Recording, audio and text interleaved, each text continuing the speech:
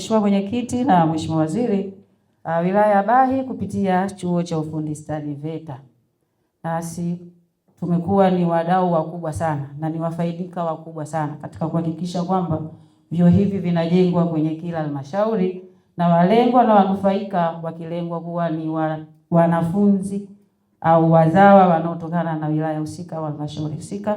Sisi hapa Bahi nusu ya asilimia ambao wanafunzi wako hapa ni watoto wetu, na halmashauri yetu inayo mfuko wa elimu, na katika mfuko wa elimu halmashauri inatenga shilingi milioni 100 katika mapato yake ya ndani, ambayo vijana hawa 45 ambao wako hapa kati ya waliodailiwa 90, 45 wanalipiwa ada na halmashauri.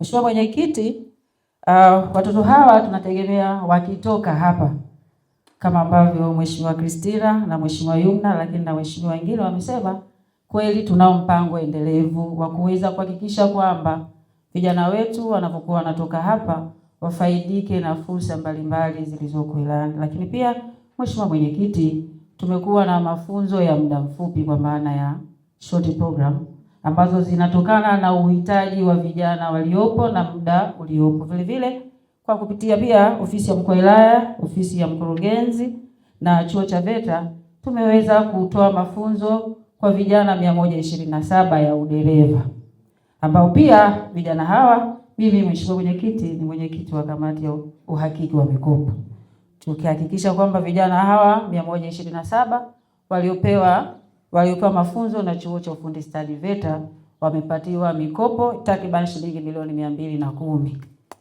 Hawa vijana wamekabidhiwa pikipiki na wanazo sasa hivi wanafanyia kazi, na tunashukuru ni waaminifu na marejesho tumeanza kuyaona.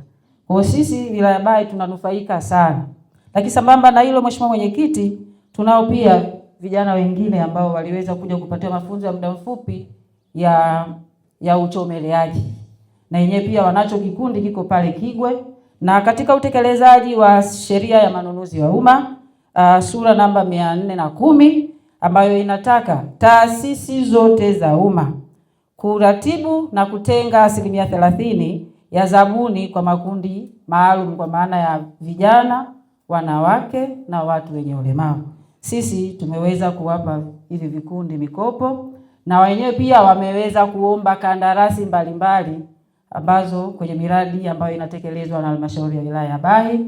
Viko vikundi ambavyo vinafanya ujenzi wa madarasa, lakini viko ambavyo wanafanya uchomeleaji kwa maana zile tenda za madirisha na zile tenda nyingine za milango na nini, vikundi hivi vinafanya, lakini ambavyo vimenufaika na hii mikopo ya 10% inayotokana na mapato yetu ya ndani. Mheshimiwa Mwenyekiti, sambamba na hilo, wilaya yetu pia imenufaika sana na uwepo wa chuo hiki.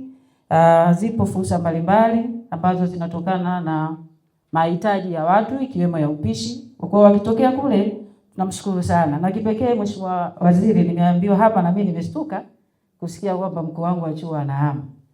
Na mimi nimestuka kweli kweli, maana